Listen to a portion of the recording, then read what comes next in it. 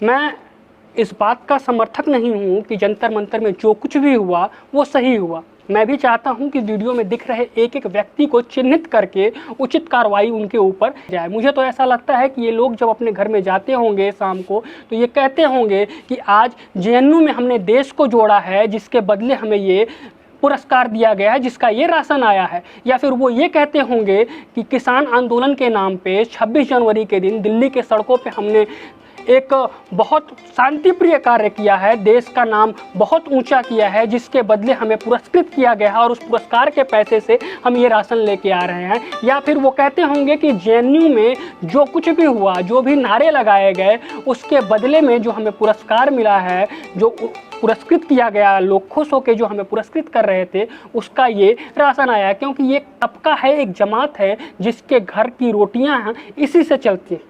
नमस्कार, आप देख रहे हैं लेट्स टॉक अबाउट इट और मैं हूं कमल गिरीश सिंह। जंतर मंतर में जो कुछ भी हुआ एक राष्ट्रीय मुद्दा बन गया है और आप देख सकते हैं कि टीवी डिबेट्स से लेके तमाम जगहों पे दो गुटों में आपस में बहस चल रही है। वो हम सर्वश्रेष्ठ, वो हम सर्वश्रेष्ठ, ये बातें वो बातें, तमाम तरह की बातें हो रही हैं। कई लोग भारत की अखंडता टूटने की बात कर रहे हैं, कई लोग कह रहे हैं आतंकवादी गतिविधियां हैं, और टीवी चैनल जो मेन स्ट्रीम मीडिया है वो भी ये कह रहा है कि इतनी आपत्तिजनक बात जो मैं अपने दर्शकों को नहीं दिखा सकते। भाई ऐसा क्या था जो नहीं दिखाया जा सकता है? आप लोगों ने जब किसान आंदोलन के नाम पे देश के प्रधानमंत्री को मरने की गालियां दी जा रही थी, वो आपने दिखाया, वो आपत्तिजनक नहीं था। आपने जेएनयू में जो कुछ भी हुआ इंशाअल्लाह इंशाअल्लाह करके वो आपने दिखाया, वो आपत्तिजनक नहीं था। यहाँ पे जो कुछ भी हुआ वो आपत्तिजनक आप बता रहे हैं। चलिए, मैं भी उसके भी पक्ष में हूँ कि गलत था, आपत्तिजनक बात थी, और जो जिन लोग ने किया है, जो लोग भी उसमें इन्वॉल्व रहे हैं, उनको सज़ा देनी चाहिए। मैं भी इस पक्ष में हमेशा से बोलूँगा। लेकिन सवाल तब खड़ा होता है कि नीयत क्या है आखिर? जो तबका, जो एक इंटेलेक्चुअल तबका है, जो एक जमात के लोग हैं, वो इकट्ठे हो गए और अश्विनी उपाध्याय के खिलाफ एक सुर में एक एजेंडा चलाया जाने लगा, सोशल मीडिया से लेके मेन स्ट्रीम मीडिया पे भी, कि ये हो गया, ऐसा हो गया, वैसा हो गया। ये जो चलाया जा रहा है वो आखिर क्यों चलाया जा रहा है? इस पूरे प्रकरण को समझूं उससे पहले मैं एक बार मुद्दा समझा देता हूँ आप लोगों को। जंतर मंतर पे भारत जोड़ो आंदोलन के नाम से एक कार्यक्रम किया गया।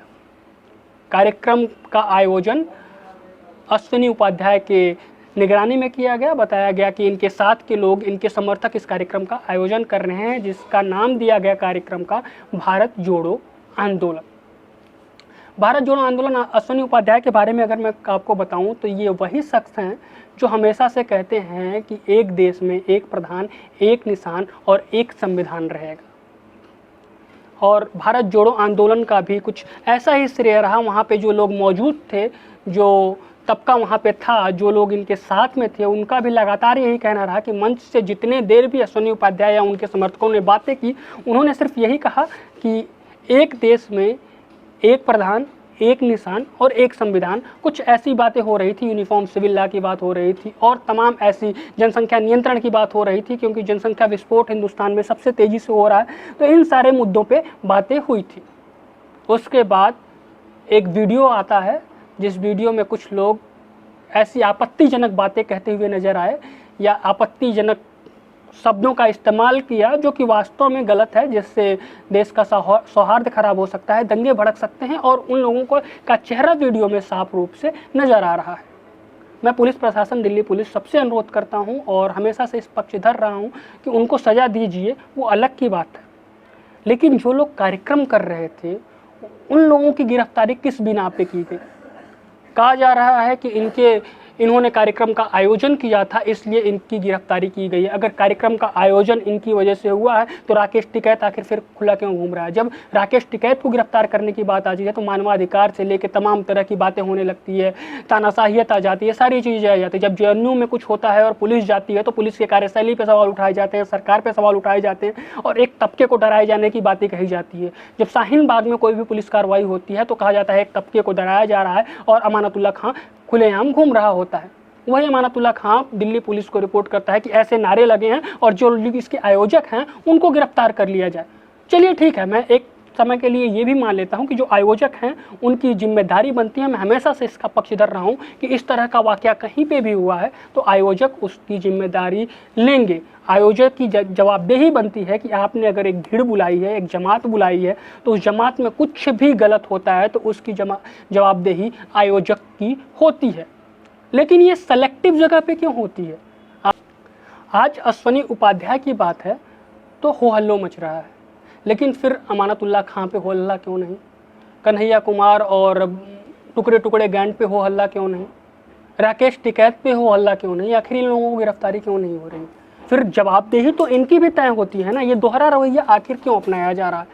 एक सेलेक्टिव एजेंडा बना के क्यों चला जा रहा है? इसको समझने की कोशिश करें तो मुझे जहाँ तक लगता है ना, पिछले कुछ सालों में एक स्थिति बनी है कि ऐसे कोई मुद्दे निकल के सामने नहीं आ रहे हैं जिस पे इंटेलेक्चुअल गैंग जो है, जिसके घर की रोटियां ऐसे मुद्दों से चलती है, जिसके घर की रोटियां इस पे चलती है कि वहाँ पे हंगामे करवा दो तो तुम्हें जो रिवार्ड मिलेगा उससे तुम्हारे घर की रोटियां चलेंगी। कुछ ऐसा मुद्दा उनको नहीं मिला है तो मुद्दा बनाने की कोशिश लगातार की जा रही है।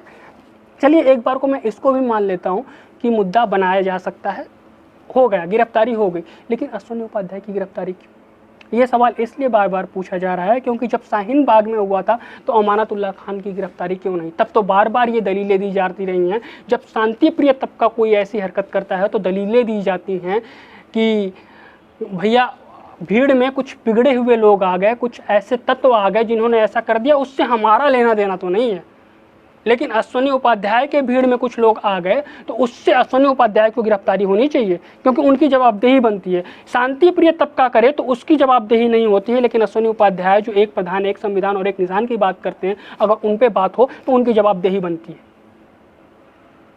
पूरा प्रकरण है अश्वनी उपाध्याय और जो भी उस जंतर मंतर पे जो भी लोग मौजूद रहे उस दौर में, उनका कहना है कि भाई 10 बजे वो लोग स्टेज पे पहुंचे, 10 बजे कार्यक्रम शुरू हुआ है, 11:20 से 11:40 से लोगों का निकलना शुरू हो गया है और 12:20 तक स्टेज खाली हो चुका था, तंबू हटाए जा चुके थे और उसके बाद 1-1:30 बजे तक सब कुछ शांत हो गया था।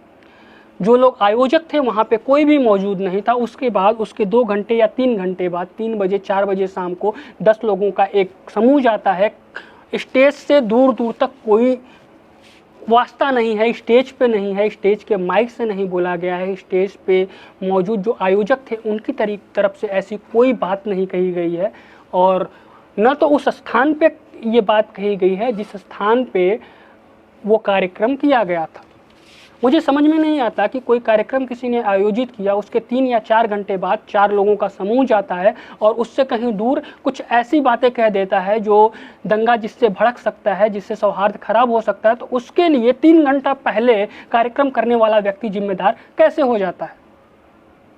जब बात तथाकथित किसानों की आती है, जब 26 जनवरी पे दिल्ली के सड़कों पे नंगा नाच किया जाता है, उपद्रव मचाया जाता है, तोड़फोड़ किया जाता है, लाल किले से झंडे को हटा दिया जाता है और इस तरीके की वारदात होती है। JNU में इंशाअल्लाह हम लड़के लेंगे आज़ादी, छीन के लेंगे आज़ादी, तेरे कातिल जिंदा है, हम शर्मिंदा है जैसे नारे लगते हैं, तब ये सब सही हो रहा होता है।